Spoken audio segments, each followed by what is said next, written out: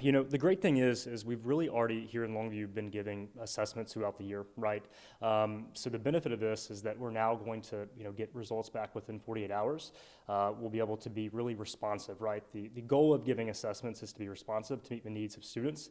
And so with the new passing of this bill, it will allow parents to get results back within 48 hours. Another big pro of this is that the test is adaptive. And so when you think about the traditional STAAR assessment, all questions are on grade level. With this new assessment program, students are going to, it's adaptive. So students will move through if they are, above grade level, questions will continue to become more difficult. If it's a student that's below grade level, then it's going to, provide questions that will really give the teacher and the school district an accurate representation of what grade level they are in the specific domains of the respective subject. So what I'm hearing is that the tests will vary in different level of students' academic knowledge, I guess. Exactly, yeah. So, currently we get results back, midsummer. And so when we think about how we respond to that data, there's really no way to do that. So the tests have really just been focused on sharing with the community and schools overall how well students are doing.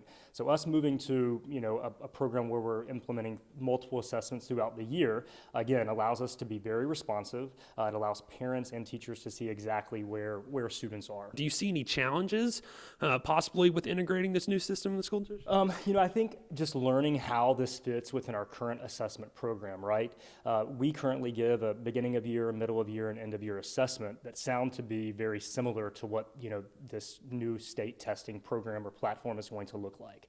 So when we think about integration, it's really going to be, how do we, adopt this with our current assessment program? And then, for my department specifically in the district level, how do we provide support to teachers with, getting this data back so quick, 48 hours. At the ESC here, our goal is to serve teachers. The big piece is learning how to take this new testing program or platform and or plan and adapt it to what we're currently doing. So as I mentioned, we're currently giving a beginning of year, middle of year, and end of year assessment. It sounds like that's exactly what this is going to be. So this may be something that replaces our current diagnostic assessment program that we have here. But again, it's really already in alignment with what we consider to be best practice, right? Which is making sure that we have multiple touch points and making sure that we have data as a district, as a school, and as a teacher that allows us to be responsive. There's a lot of pressure for high stakes assessments at the end of the year, right?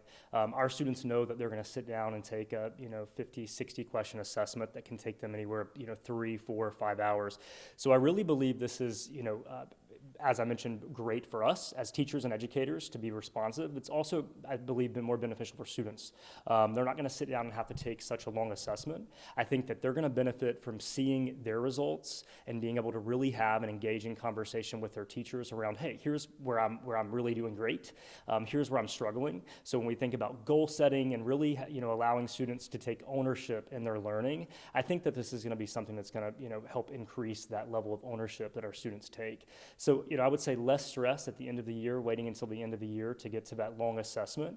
And again, our students have been engaging in diagnostic assessments, since they started school. So this is really going to be something that integrates a lot better with, the work that we're already doing here at the district level. I believe that this is a move in the right direction. I believe it's keeping students first by, of course, relieving some of that stress by waiting until the end of the year. But again, the big piece here is that, this is going to allow parents and teachers within the 48-hour period to have a really solid understanding of where their students are performing, and so again, the goal for us to assess is for us to respond. We want to respond so we can meet the needs of all of our students, and so I really believe this is a move in the right direction. You were in North Carolina for how long? Yeah, so I born and raised in North Carolina, started out my career in public education in North Carolina. So as a fifth grade teacher, 12 years ago, we saw this being implemented. The state began to pilot a program very similar to where we gave 3 smaller assessments throughout the year. And really, as a teacher, the benefits are the decreased stress levels of our students. But again, the biggest benefit is as a teacher, how can I respond to best meet the needs of my students? And so, from experience, I was able to take that information within, the next day, get in, PLCs, professional learning communities with my fellow teachers and work closely with school leadership to then devise a plan to best meet the needs needs of our students. I'm very positive about this change. I'm very confident that, here in Longview ISD that we're going to work very hard to make sure that we adapt this and adopt this in a way that supports our teachers and ultimately supports high levels of learning for all students. I don't think any teacher would be, upset about getting data back a day after. I don't think any parents will be, have any qualms about it taking, 2 days for them to get the results back for students. But the big piece here is knowing how to respond. And so if I have a 6th grade student that's in, a math class and taking that mid-year assessment now that the state's going to give, and my child is performing on an 8th grade level in math, as a parent, I'm going to be asking questions. How is the teacher supporting my child, even though they're in 6th grade and they're on an 8th grade level in math?